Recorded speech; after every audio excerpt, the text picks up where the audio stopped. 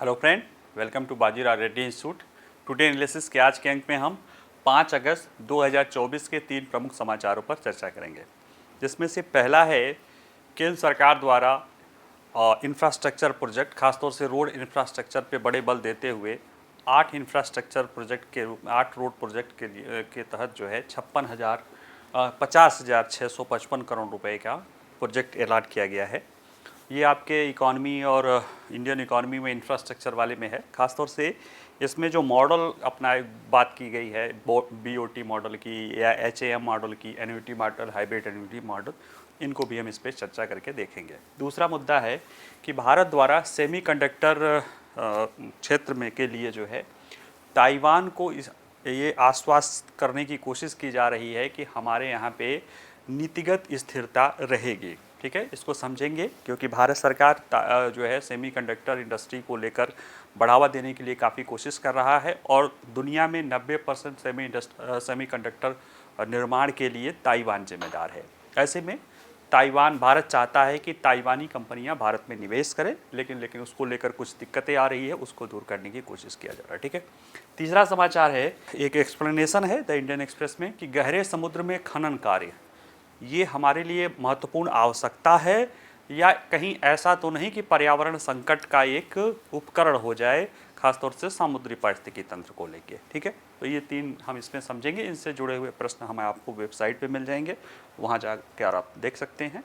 भारत सरकार द्वारा हाल ही में करीब 50,665 करोड़ रुपए के 8 रोड के प्रोजेक्ट को अलॉट किया गया है, जिसमें से 4 बोट मॉडल यानी बिल्ट ऑपरेट ट्रांसफर मॉडल पे, 3 HAM मॉडल यानी हाइब्रिड एन्युटी मॉडल पे और 1 engineering model, engineering procurement model बोला जाता है, उसके आधार पे बनाया जा रहा है।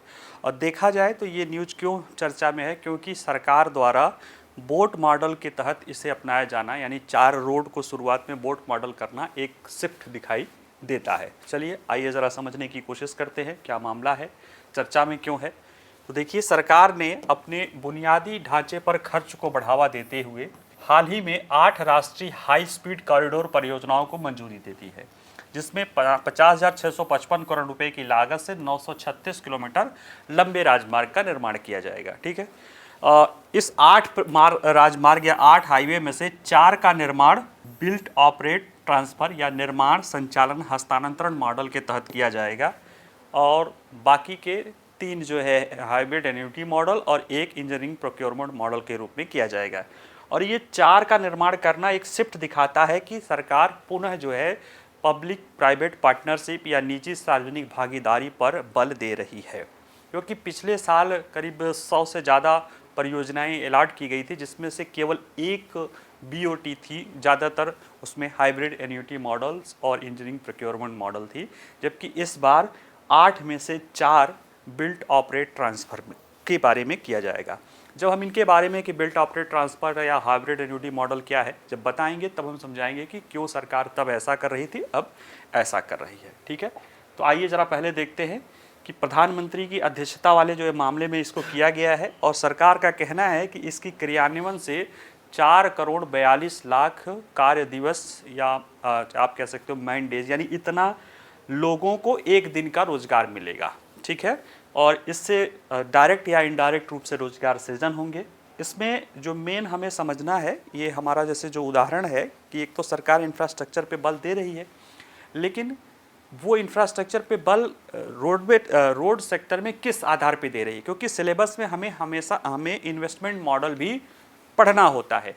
तो यहाँ पे हम इसमें जो सरकार की ये योजनाएं, ये 8 प्रोजेक्ट इसमें चल रही है रोडवेज की, रोड के लिए, हाईवे के लिए, इसमें से तीनों मॉडल अपनाए गए हैं जो सरकार द्वारा इंफ्रास्ट्रक्चर के लिए किया जाता है, जिसमें से हम 2 को प्रमुखता देखेंगे। एक जो परंपरागत रूप से चलता है इंजीनियरिंग प्रोक्योरमेंट मॉडल, यानी सरकार जो कोई निजी संस्था रहती है वो इंजीनियरिंग भी करती है, सामान खरीदती है और निर्माण करती है, बाकी उस पैसे का सारा भुगतान जो है सरकार करती है और बाकी सरकार उससे अगर कोई राजस्व आता है तो लेती है, यानी कि जो निजी कंपनी होती है वो इंजीनियरिंग और उसके निर्माण से ही जुड़ी हुई होती है, सामान खरीद के निर्माण से भी जुड़ी होती है। कई मामले में तो सरकार सामान भी खरीद के देती है, वो परंपरागत रूप से चलता है। इसमें निजी क्षेत्र एक कॉन्ट्रैक्टर के रूप में होती है। बाद में सरकार ने अपने आप को मतलब बड़े परियोजनाओं में, खासतौर से जब NHAI आया, उसके बाद जब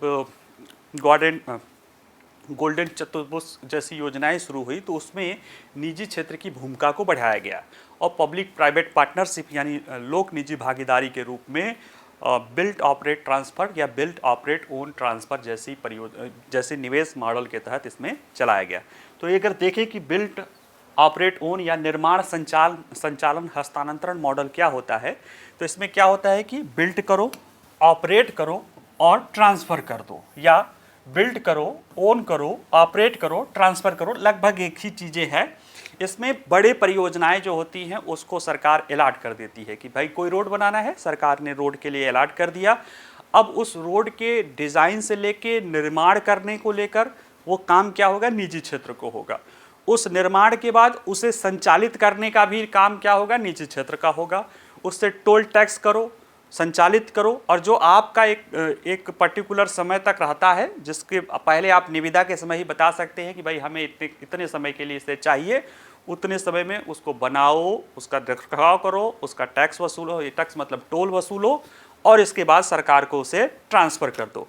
इसमें सरकार का कोई इन्वेस्टमेंट नहीं रहता है, बस सरकार को वही जो सरकार की जो ज़मीन होती है, और उसमें भी कई बार क्या होता है कि उसमें जो ज़मीनें खरीदी जाती है वो भी उसमें ऑपरेट में खर्चे में शामिल होता है, निजी क्षेत्र द्वारा ही दिया जाता है।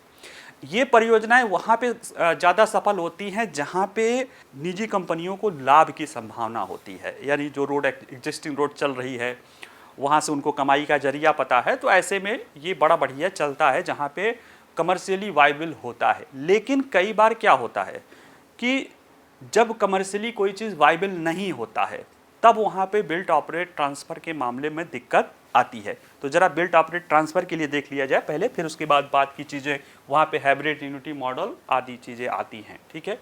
तो इस परियोजना का एक रूप है, इसमें आमतौर पर बड़े पैमाने पर बुनियादी ढांचे परियोजनाओं के लिए होता है, जिसमें एक निजी इकाई को रियायत अनुबंध में बताई गई सुविधा को वित्त पोषित करने, डिज़ाइन करने, निर्माण करने, स्वामित्व में रखने, संचालित करने के लिए सार्वजनिक क्षेत्र से रियायत मिलती है, कुछ उसे छूट दी जाती है कि इन्हें संचालित करो।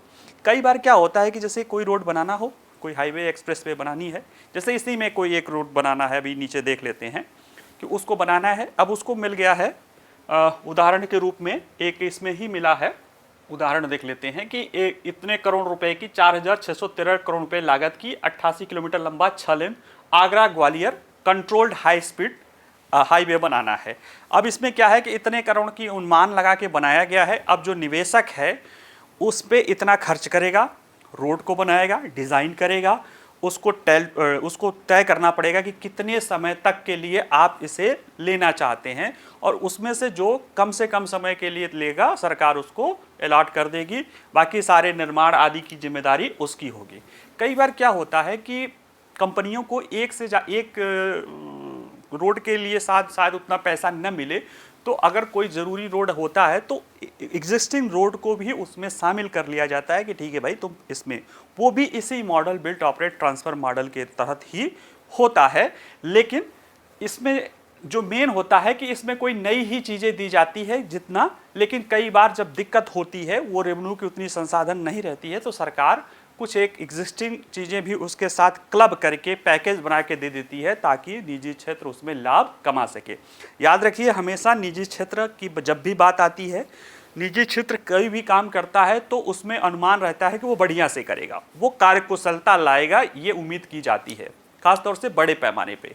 लेकिन निजी क्षेत्र वही काम करता है जहाँ पे उसको लाभ मिलता है। तो अगर सरकार पब्लिक प्राइवेट पार्टनरशिप में जा रही है, बिल्ट ऑपरेट ट्रांसफ़र या built operate own transfer model पे जा रही है निजी क्षेत्र के साथ, तो उसमें दो वजह है। एक, सरकार चाहती है कि गुणवत्तापूर्ण चीज़ें बने और अपने जो बैलेंस है, अपना जो फाइनेंशियल बर्डन है वो निजी क्षेत्र पर करे, लेकिन निजी क्षेत्र तब जाएगा जब उसे लाभ मिले। तो ये दोनों चीज़ें जब पूर्ति होती हैं तभी निजी क्षेत्र इसमें आता है। और इसमें अगर देखा जाए तो देखिए परिवहन मंत्रालय द्वारा NHAI द्वारा 15 मार्च 2024 को बीओटी या टोल परियोजनाओं पर क्षमता वृद्धि के लिए मॉडल में रियायत समझौते में भी संशोधन किया है और अधिक उदार मुआवजा, रियायत अवधि का विस्तार और समाप्ति भुगतान शुरू करने से भी निजी खिलाड़ियों के लिए अधिक आकर्षण बनाया है। यानी कि सरकार ने जो अभी बिल्ट ऑपरेट ट्रांसफर पर बल देना शुरू किया है, उसके पहले मार्च में ही इसे आकर्षक बनाए रखने के लिए कई सारे पहल कर रहे थे। इसके पहले यानी पिछले साल या उसके पहले यानी जिन संसाधनों में, अब ऐसा है कि निजी क्षेत्र वहाँ जाएगा जहाँ पे लाभ होगा, जहाँ पे लाभ नहीं होगा सरकार कोशिश करती है कि आसपास के भी कोई अगर रोड हो या कोई एग्जिस्टिंग इंफ्रास्ट्रक्चर हो उसे भी दे दे, ताकि उस संस्थान जो निजी क्षेत्र है उसको लाभ होता रहे और वो कमर्शियली वाइबल हो जाए, प्रोजेक्ट पूरा हो जाए। लेकिन कई सारे ऐसे प्रोजेक्ट होते हैं जो कमर्शियली उतना वाइबल नहीं होते, यानी उससे उतनी आय की संभावना नहीं रहती है, तो ऐसे में निजी क्षेत्र उसमें इच्छुक नहीं रहता है। लेकिन जरूरी वो परियोजनाएं सरकार के लिए यानी आम जनता के लिए, जनहित के लिए, सुरक्षा के लिए, लॉजिस्टिक के लिए बहुत ज़रूरी होती है। ऐसे में क्या करे सरकार? तो ऐसे में सरकार ने एक नया रास्ता अपनाया कि भाई सरकार या तो पूरा खर्चा किए, एक तरीका ये है कि भाई बहुत ज़रूरी समझ में आ रहा है तो चलिए आप इंजीनियरिंग प्रोक्योरमेंट मॉडल पे कर लीजिए, यानी सरकार पूरा पैसा देगी, निजी क्षेत्र उसमें निर्माण करेगी, डिज़ाइन करेगी, सामान खरीद के लगाएगी और उसका पूरा पैसा सरकार को देना पड़ेगा। लेकिन कई बार क्या होता है कि सरकार के राजकोष पे भी दबाव रहता है। ऐसे में सरकार एक बीज का मॉडल अपनाती है, उस बीज के मॉडल को कहते हैं हाइब्रिड एन्युटी मॉडल, और ये पिछले 3-4 सालों से, खासतौर से कोरोना के पहले काफ़ी लोकप्रिय हुआ।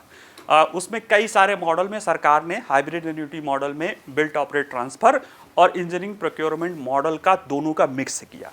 इसमें सरकार क्या करती है कि कोई ऐसी योजनाएं, ज़्यादातर इसमें ऐसी योजनाएं लाई जाती है जिनमें थोड़ा सा कहीं ना कहीं कमर्शियल वाइबिलिटी की संभावना थोड़ी सी छीड़ रहती है या कम रहती है, तो सरकार उसको लेकर निजी क्षेत्र उस पर कम प्रभावित होता है या कम आकर्षित होता है, तो सरकार उसके साथ कुछ ऐसा जोड़ देती है, यानी कह देती है कि चलो भाई हम 40%, माने जो NHAI करती है वो क्या करती है कि 40% शुरू में ही उस प्रोजेक्ट कास्ट का 40% दे देगी। बाकी पैसे का निवेश भी अब निजी क्षेत्र को करना है, उसका निर्माण भी करना है, उसका डिज़ाइन भी करना है और एक पर्टिकुलर समय के बाद उसे वापस कर देना होता है। तो ऐसे में क्या होता है कि देखिए हाइब्रिड एन्युटी मॉडल में यह बिल्ट ऑपरेट ट्रांसफ़र और इंजीनियरिंग खरीद निर्माण या EPC मॉडल के बीच का होता है। इसमें सरकार निजी डेवलपर को रियायत अवधि के दौरान एक पूर्व निर्धारित वार्षिक का भुगतान करती है, जो आमतौर पर 15 से 20 साल तक होता है। और NHAI इसमें जो अभी कर रही है, शुरू में ही देखिए ये करती है और वार्षिकी भुगतान डेवलपर के खर्चों को कवर करता है और निवेश पर संतोषजनक रिटर्न सुनिश्चित करता है। डेवलपर रियायत अवधि के दौरान परियोजना के डिजाइन, निर्माण, वित्त पोषण और संचालन के लिए जिम्मेदार होता है। वह रियायत अवधि समाप्त हो जाती है तो सरकार परियोजना का स्वामित्व ले लेती है। NHAI शुरुआत में परियोजना लागत का 40% तक भुगतान करता है और शेष राशि निजी खिलाड़ी द्वारा जुटाई जाती है। इसमें क्या होता है कि जैसे जब हाइब्रिड एन्युटी मॉडल लाता है, जब सरकार कहती है कि हम 40% दे रहे हैं, अब इसके बाद क्या होता है कि निजी क्षेत्र के लिए 40% चीज़ पैसा संसाधन सरकार के द्वारा मिल जाता है, तो बाकी चीज़ें उसके लिए बैंक से भी आसान हो जाती है, क्योंकि बैंक को भी लगता है यार सरकार तो इतना दे ही रही है, प्रोजेक्ट शुरू हो रहा है, तो ऐसे में उसके लिए निवेश भी इकट्ठा करना आसान हो जाता है। और दूसरी बात है कि उसका एक एश्योर रिटर्न भी हो जाता है, जिसके कारण उसे प्रोजेक्ट में उनका इंटरेस्ट हो जाता है। और इस मॉडल पे सरकार ने काफ़ी सारे ऐसे प्रोजेक्ट पूरे किए हैं, लेकिन कहीं ना कहीं सरकार पर भी बल बढ़ रहा था, सरकार को भी दिक्कत आ रही होगी, कहीं ना कहीं वो चाह रहा होगा कि निजी क्षेत्र को और इसमें भाग लिया जाए, क्योंकि याद रखिए कोरोना काल में सरकार का इन्वेस्ट बहुत ज़्यादा था। सरकार ग्रोथ यानी सार्वजनिक इंफ्रास्ट्रक्चर इन्वेस्टमेंट से ग्रोथ को बढ़ावा दिया जा रहा था। जो कैपिटल इन्वेस्टमेंट है या जिसे कैपेक्स बोलते हैं, उस पर सरकार का बल था। इस बार भी बढ़ाया गया है, 10 लाख करोड़ पिछली बार था, इस बार 11,11,111 करोड़ किया गया है इस बजट में, ठीक है। लेकिन फिर भी सरकार अब धीरे धीरे हटके निजी क्षेत्र को लाना चाहती है। उसको लेकर निजी क्षेत्र के लिए PPP मॉडल को और आकर्षक बनाने के लिए मार्च में ही पहल शुरू कर दी गई थी। तो इसलिए जो अभी प्रोजेक्ट आए हैं उसमें 4 बिल्ट ऑपरेट ट्रांसफर के रूप में है, 3 हाइब्रिड एन्युटी मॉडल के रूप में है और 1 इंजीनियरिंग प्रोक्योरमेंट मॉडल के लिए है। यानी जो शुरू के 4 देखेंगे ऊपर अभी पहले देखे थे, वो सारे प्रोजेक्ट ऐसे हैं जिसमें सरकार को लगता है कि निजी क्षेत्र आकर्षित होगा, क्योंकि उसमें कमर्शियल वो उसके लिए व्यवहार्य हो जाएगा, उसमें वो निजी क्षेत्र लाभ कमा सकता है, इसलिए उसमें आएगा। इसमें जो 3 प्रोजेक्ट हैं, इसमें लग रहा है जैसे खड़गपुर मोरोग्राम कॉरिडोर है, या अभी इतने अयोध्या का रिंग रोड बना रहे हैं, या आप रायपुर रांची कॉरिडोर है, ये हाइब्रिड एन्युटी मॉडल पे बन रहा है।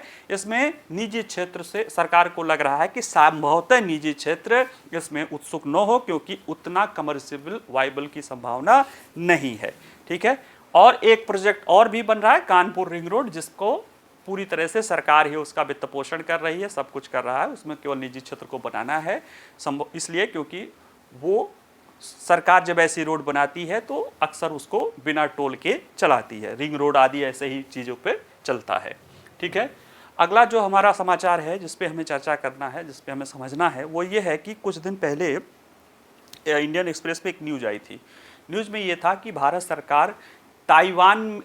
सरकार ने अपने कुछ अधिकारियों को ताइवान भेजा है, ताकि वहाँ के बिजनेस हाउसेस और वहाँ के सरकारी अधिकारियों को ये आश्वस्त कराया जा सके कि भारत सरकार सेमीकंडक्टर इंडस्ट्री को लेकर नीतिगत स्थिरता रखती है।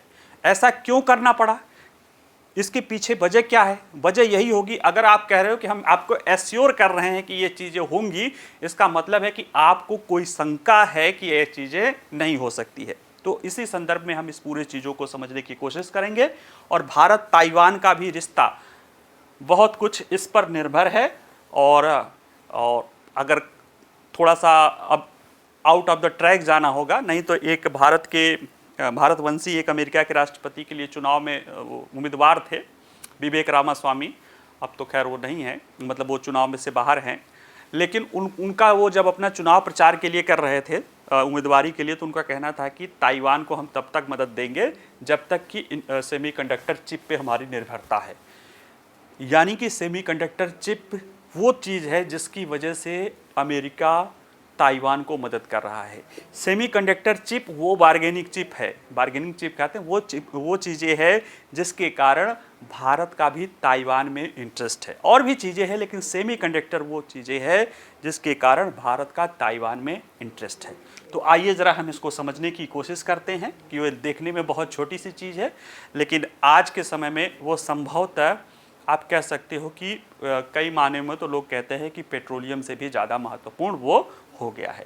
तो देखिए, परिचय में देखें, ताइवान के व्यवसायियों और सरकारी अधिकारियों द्वारा भारत के सेमीकंडक्टर महत्वाकांक्षाओं के प्रति सतर्क रुख अपनाए जाने को ध्यान में रखते हुए भारत ने ताइवान में अपने अधिकारियों को एक महत्वपूर्ण संदेश देने के लिए भेजा है कि नीति स्थिरता का स्पष्ट आश्वासन है, और इसको लेकर यहाँ के अधिकारी वहाँ पे गए हैं। ऐसी ज़रूरत, ऐसा दिक्कत क्यों आई, क्यों संदेश देने की ज़रूरत पड़ी, यानी ताइवान के अधिकारियों के भारत से संपर्क, यानी भारत ताइवान के अधिकारियों से संपर्क क्यों करना चाह रहा है, उसके पीछे के जो प्रमुख कारण है, क्योंकि ताइवान चिप मेकिंग में, यानी सेमीकंडक्टर चिप निर्माण में दुनिया की एक प्रमुख हस्ती है।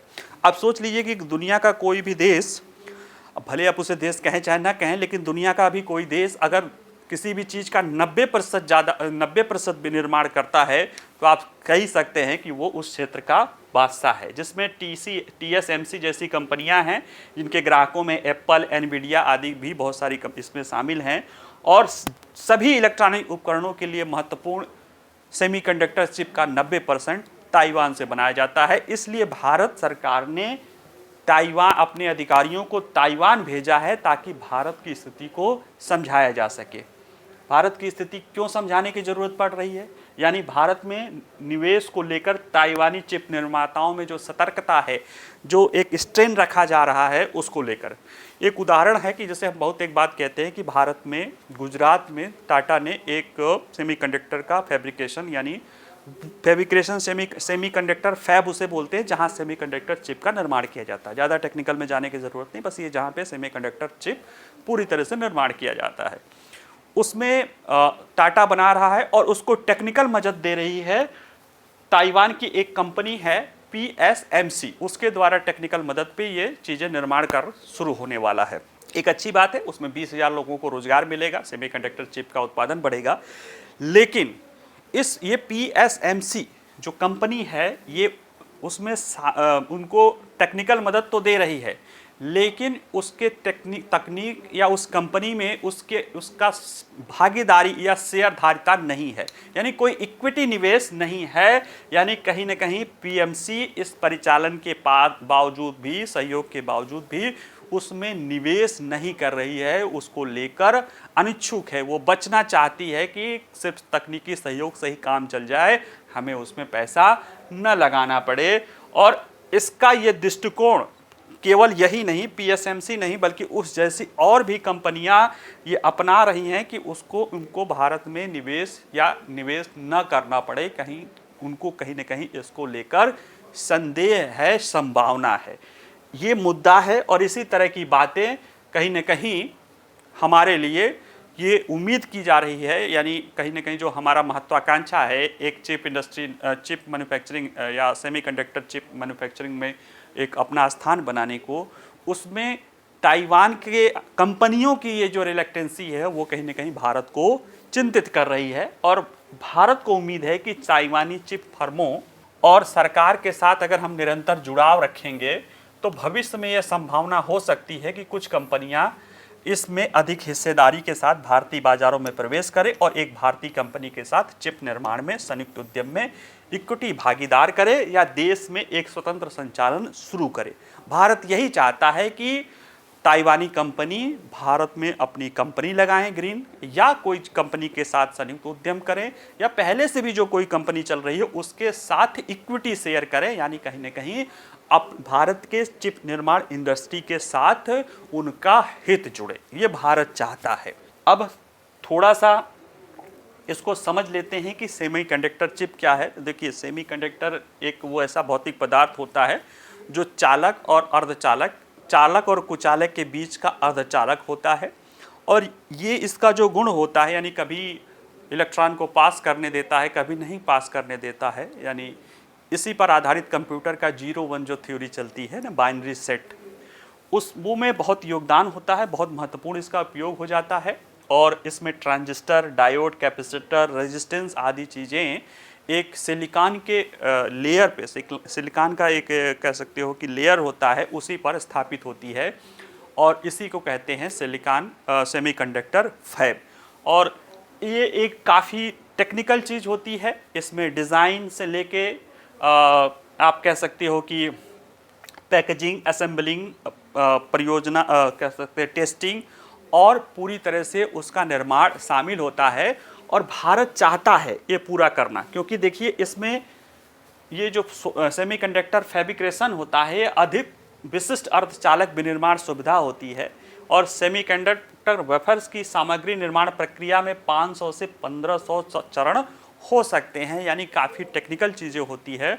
और भारत चाह रहा है कि वो पूरे सेमीकंडक्टर के निर्माण के सारे चरण में, किसमें, पैकेजिंग से लेके, असेंबली से लेके, परीक्षण सुविधा से लेके, पूर्ण पैमाने पर फाउंड्रीज को बढ़ावा देने तक, यानी पूरा जो सेमीकंडक्टर का सर्किल है उसको अपने यहाँ पे स्थापित करे।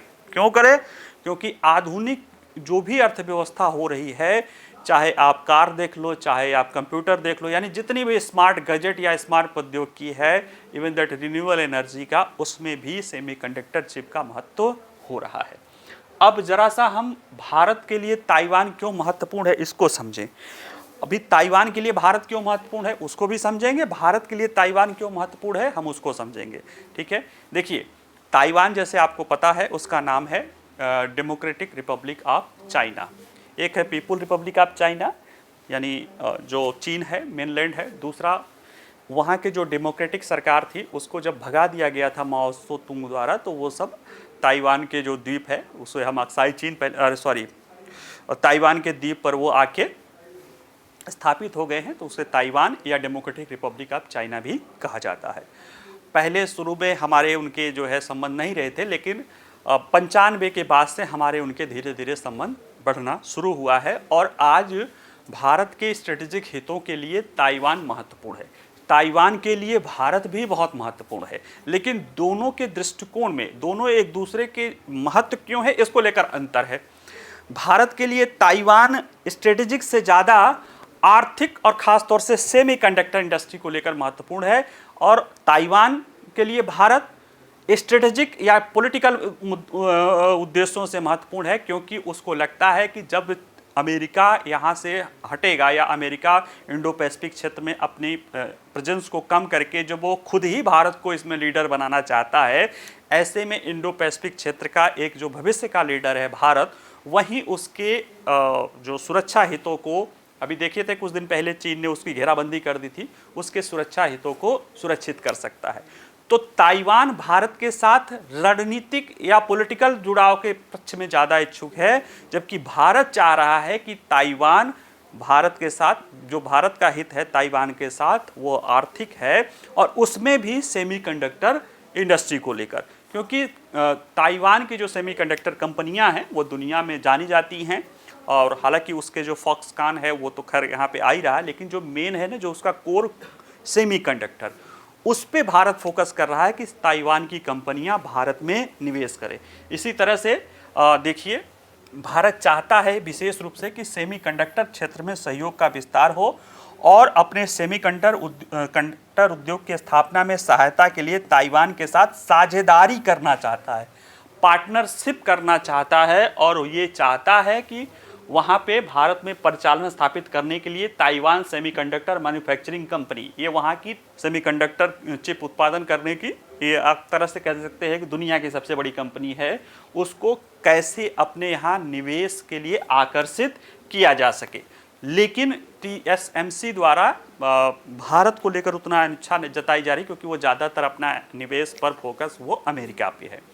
देखिए, ताइवान में अगर आप कह सकते हैं कि सर क्यों हम इतना कर रहे हैं, ताइवानी जब इन्वेस्टमेंट इधर नहीं आ रहे हैं, ताइवान के पीछे ना, ताइवान ने अपना बहुत कुछ निवेश चीन में कर रखा है, लेकिन चीन के उसके बहुत सारा निवेश चीन में फंस चुका है, क्योंकि चीन की नीतियों ने उसके निवेश को फंसाया है। अब ऐसे में वो पुनः अपना निवेश उठा के कहीं भी नहीं, वो फिर जहाँ पे श्योर होंगे वहाँ पे जाना चाहते हैं। और भारत को इसमें एक ध्यान रखना होगा कि आपको अगर वहाँ का इन्वेस्टमेंट चाहिए तो अपने पॉलिसी को इस तरह से बनाना पड़ेगा जो निवेश के जो है वो सकारात्मक हो, न कि उसको दुष्प्रभाव करने के लिए। इसीलिए आप अपने आयात नीति, अन्य चीज़ों में, जैसे हमारे यहाँ पे आयात कर 22%, 23% है, जबकि अन्य देशों में जो है ये 15%, 8%, 7% तक है, तो कहीं ना कहीं ये कम्पिटिटिवनेस हम खो देते हैं। दूसरे, भारत को, और एक तो चलो इसके लिए प्रयास हो रहा है, दूसरे भारत को उस पर और ज़्यादा सहयोग का हाथ बढ़ाना चाहिए, जिसके लिए ताइवान हमें चाहता है। हमें निवेश चाहिए, ताइवान को हमारा जो है स्ट्रेटेजिक सहयोग चाहिए। तो आपको निवेश चाहिए, तो इसमें देखिए वैश्विक स्तर पे जो भी संबंध होता है ना, वो लेन देन का होता है। आपको निवेश चाहिए, आपको वो निवेश देंगे, उनके लिए माहौल बनाइए, साथ ही साथ उन्हें ये आश्वस्त करिए कि वो आप उनके स्ट्रेटेजिक हितों पर भी खुलकर बात करेंगे। हालांकि बात अभी जब चीन का मामला, चीन ने उसको घेराबंदी की थी, तो भारत ने भी इसका विरोध किया था और इस तरह की बातें कही थी, जिसका कहीं ना कहीं चीन को बुरा भी लगा था।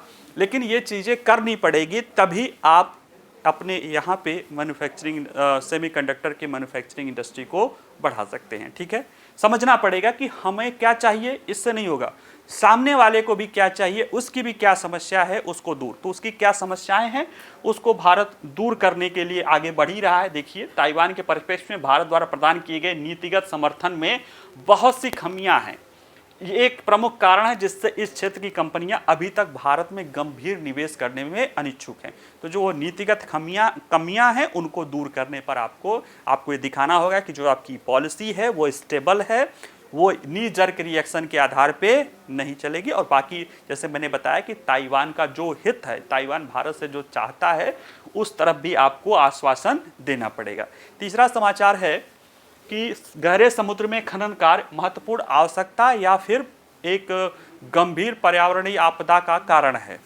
इस पर क्यों चर्चा हो रही, क्योंकि पिछले महीने पूरा आप जमैका में इंटरनेशनल सीबेड अथॉरिटी के में इसी को लेकर मुद्दा चल ही रहा था कि जो सीबेड माइनिंग है, हालांकि ये काल्पनिक है, इसमें ये जो आर्टिफिशियल इंटेलिजेंस से बनाया गया फोटो है कि सीबेड माइनिंग किया जाए या न किया जाए, किया जाए तो कैसे किया जाए, उसका फ़ायदा कैसे होगा, उसके फ़ायदे होने वाले हैं नहीं होने वाले हैं, और उसको लेकर विरोध भी शुरू हो गया है, क्योंकि 169 देशों में 31 देशों ने बिल्कुल विरोध कर दिया है कि सीबेड माइनिंग नहीं होनी चाहिए। तो इस पूरे मुद्दे को समझने की कोशिश करते हैं, क्या मामला है, कहीं इससे क्या लाभ होने वाले हैं और क्या चुनौतियां हो सकती हैं, और हमें करना चाहिए या नहीं करना चाहिए। ठीक है, तो परिचय में देखें तो समुद्र तल सीबेड में भारी मात्रा में धातुएं और दुर्लभ मृदा तत्व मौजूद है। मैग्नीज, मोलिब्डेनम, फेरस, बहुत सारी खनिज ऐसी है जो समुद्र तल में मौजूद है, और बहुत सारे विशेषज्ञ इसे जो है धरती पर जो पर्यावरण संकट है उसका एक विकल्प बताते हैं कि जो रिसोर्सेज के लिए हम खनन करते हैं, जिसको लेकर अधिकारिता का मुद्दा आता है, पर्यावरण क्षरण का मुद्दा आता है, उसका विकल्प हो सकता है कि गहरे समुद्र में हम खनन कर लें। तो यहाँ की ये जो पर्यावरणीय समस्या है या अधिकार की मुद्दा है या राइट्स या कुछ भी और इकोलॉजिकल डिस्टर्बेंस की बात आती है, उससे बचा जा सकता है। इसको लेकर समुद्र की तरफ देखने की बात की जाती है, और ये कहा जाता है कि ग्रीन इकोनॉमी की तरफ बढ़ावा दिया, ब्लू इकोनॉमी को ग्रीन इकोनॉमी की तरफ बढ़ावा देने की। लेकिन ऐसा इतना आसान नहीं है, समझ रहे हैं, क्योंकि इन बहुमूल्य संसाधनों का खनन करने से नाजुक समुद्री पारिस्थितिकी तंत्र को भी स्थायी रूप से नुकसान पहुंच सकता है, इसकी भी संभावना है। यानी एक तरफ इसे माना जा रहा है कि ये हमारे लिए महत्वपूर्ण है, कि वाइटल है, महत्वपूर्ण है आज आगामी भविष्य की ज़रूरतों को देखते हुए, और धरती पर रिसोर्स का जो प्रेशर है, रिसोर्स के उत्खनन का जो प्रेशर है, उसको कम करने को लेकर। लेकिन दूसरी तरफ ये नाजुक समुद्री पारिस्थितिकी तंत्र को भी नुकसान पहुंचा सकता है, और ये बात दुनिया भर के प्रतिनिधि जमैका में जब गहरे समुद्र खनन को लेकर जो अभी पूरा महीना उन्होंने डिस्कस किया, और यहाँ पे कुछ बातें उभर के सामने आई। ठीक है, बातें क्या थी कि कच्चे माल के निष्कर्षण को विनियमित करने के लिए नियमों का एक सेट बनाया जा रहा, उसको लेकर इंटरनेशनल सीबेड अथॉरिटी काम कर रहा है। उसको कैसे बनाया जाए, जो कई सारे प्रश्न अनुत्तरित हैं, उन पर हल ढूंढने की कोशिश की जा रही है। उन्हीं प्रश्नों को यहाँ पे हम समझने की करेंगे। इंटरनेशनल सीबेज अथॉरिटी या अंतर्राष्ट्रीय समुद्र तल प्राधिकरण, ये एक संयुक्त राष्ट्र का सागर को लेकर एक कानून है, उसको अभिसमय या संधि है, अनक्लॉज 1982। उसके तहत जो गहरे डीप सी है, डीप सी या हाई सी बोलते हैं, ऐसा सागर जो किसी भी देश के एक्सक्लूसिव इकोनॉमिक जोन के बाहर का समुद्र है, वो पूरी मानवता का है, पूरी दुनिया का है, उस पर किसी का हक नहीं है। उस समुद्र का निर्माण, उसकी देखभाल करने की जिम्मेदारी अनक्लॉस के तहत है। तो अनक्लॉस के तहत उस इंटरनेशनल सीबेड अथॉरिटी उसको अब करीब 31 लाइसेंस जारी किया है खनन करने के लिए, जिसमें 5 चीन को मिला है सबसे ज़्यादा, और भारत को भी 2 मिला है। ऐसे में ये अब बात आ रही है कि ये खनन कार्य शुरू करेंगे तो खनन कार्य के पहले उसका इन्वायरमेंट असेसमेंट होना चाहिए। बिना उसके आप इन्वायरमेंट के बारे में असेसमेंट करें, पारिस्थितिकी तंत्र के बारे में उसको अध्ययन किए, आप खनन कार्य की तरफ अगर बढ़ गए तो कहीं लेने के देने न पड़ जाए। उन्हीं प्रश्नों को हम यहाँ पे समझते हैं। तो आइए ज़रा समझते हैं कि गहरे समुद्र में खनन की वर्तमान स्थिति क्या है। देखिए, 2025 तक ISA या इंटरनेशनल सीबेड अथॉरिटी गहरे समुद्र में खनन के प्रबंधन के लिए कानूनी रूप से बाध्यकारी नियमों का एक सेट परिभाषित करना चाहता है, और चाहता है कि इन नियमों के बिना नियोजित खनन कार्य शुरू नहीं हो, क्योंकि उसको पता है कि बिना इसके आप खनन कार्य नहीं कर सकते हैं। लेकिन कई सारे मतलब चर्चा चल रही कि इन नवीनतम वार्ताओं में इस बात को उजागर किया कि नए नियम किस हद तक विभाजनकारी है। ये दुनिया के देश आपस में इस चीज़ को लेकर कि किस नए नियम पर कैसे शामिल हो, इसको लेकर एक विभाजन देखा जा रहा है। कैसे विभाजन देखा जा रहा है? जर्मनी, ब्राज़ील, पलाऊ जैसे देश हैं, उन कहा कि नए नियम पर तब तक सहमत नहीं होंगे जब तक कि उनके पर्यावरणीय प्रभाव पूरी तरह से जांच न लिए जाए। यानी कि सीबेड माइनिंग के क्या पर्यावरण का प्रभाव होगा, जब तक इसे पूरी तरह से जांच नहीं लिया जाए तब तक वो सहमत नहीं होंगे। और पूरी तरह से, यानी अभी वैज्ञानिकों को जितना पता है पूरे एक तरह से जो जानते हैं वो पूरे समुद्री यानी सी बेड पे समुद्री जो है इकोलॉजिकल सिस्टम का 1% भी नहीं जानते हैं। और जिस तरह से जान रहे हैं लग रहा है कि 15 से 20 साल इसमें लग सकता है। यानी एक पक्ष ये कह रहा है कि जब तक पूरी तरह से ये न पता चल जाए कि वहाँ पे क्या क्या नुकसान हो सकता है तब तक खनन कार्य के लिए कोई भी कानून नहीं अलाउ करना चाहिए। और देखा जाए तो ये सही भी है, लेकिन इसमें 15 से 20 साल लगने की संभावना है। दूसरे तरफ चीन है जिसमें नॉर्वे, जापान, नौरू के साथ एक त्वरित समझौते पर जोर दे रहा है ताकि खनन कंपनियां अपनी योजनाओं को अमल में ला सके। यानी दो ध्रुव है, एक चाह रहा है कि जब तक पूरी तरह से जानकारी न मिल जाए कि क्या क्या पर्यावरणीय दुष्प्रभाव होगा तब तक हम इसको नहीं मानेंगे। दूसरा ये है चीन के समर्थन में कि इसको जल्दी से शुरू कर दिया जाए, क्योंकि 31 जो अभी टेंडर यानी जो अलॉट किए गए हैं लाइसेंस, उसमें से 5 चीनी कंपनियों को मिला है। 2 हमें भी मिला है लेकिन 5 चीनी कंपनियों को मिला है, इसलिए चीन तो चाहेगा ही कि तेजी से ये हो जाए। और ये अब ऐसे में सहमत हो पाना थोड़ा मुश्किल हो गया है, क्योंकि 169 देशों में 32 देश अब गहरे समुद्र में खनन को पूरी तरह से निलंबित करने या प्रतिबंधित करने के पक्ष में हैं। यानी 169 में तो 32 पूरी तरह से इसे कह रहे हैं इसको बंद ही कर दो, इसकी ज़रूरत नहीं है। कई सारे पर्यावरण वाले विद भी इसको विरोध कर रहे हैं, और बाकी देशों का विरोध तो देख ही रहे हो कि कैसे 2 ध्रुव में ये बटा हुआ है। इसके बारे में थोड़ा समझ लें कि अगर जो खनन होगा वो खनन होगा तो किसे फ़ायदा होगा। ठीक है, इसको जरें कि गहरे समुद्र में खनन से किसे लाभ होने वाला है।